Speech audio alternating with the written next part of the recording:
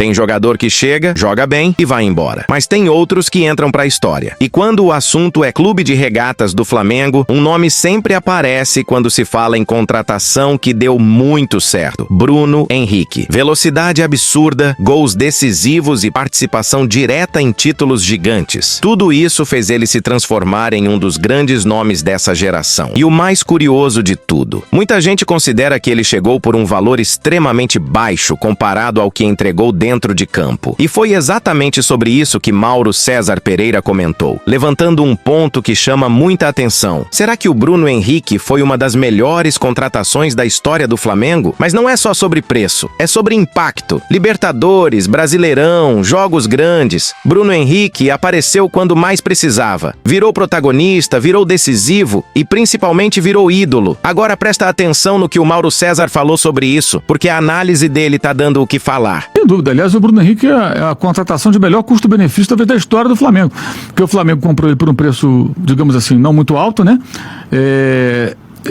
O Flamengo emprestou o Gianluca para o Santos. Aí, a partir dos jogos que ele fez no Santos, ele foi para o Lyon, 8 milhões de euros o Flamengo vendeu. E o Santos, que eu me lembro, não tinha nem taxa de vitrine. Quer dizer, o Flamengo vendeu e ficou com a grana. Depois reclamou disso, mas não. E aí o Santos queria o Uribe, lembra? O centroavante, o São Paulo queria o Uribe. Aí o Flamengo ainda deu o Uribe de contrapeso, aí bateu na dívida. Foi quase de graça, cara. Um jogador, porra. Fenomenal, sabe? cara. Por exemplo, em 2019, das muitas expulsões e suspensões do cartão do Gabriel, tem aquele Flamengo e Corinthians, 4-1, que cai o Fábio Carille, né? Que tinha sido campeão brasileiro 2 anos antes com o Corinthians, né? E era campeão paulista, aquela coisa toda. O Bruno Henrique destrói naquele jogo.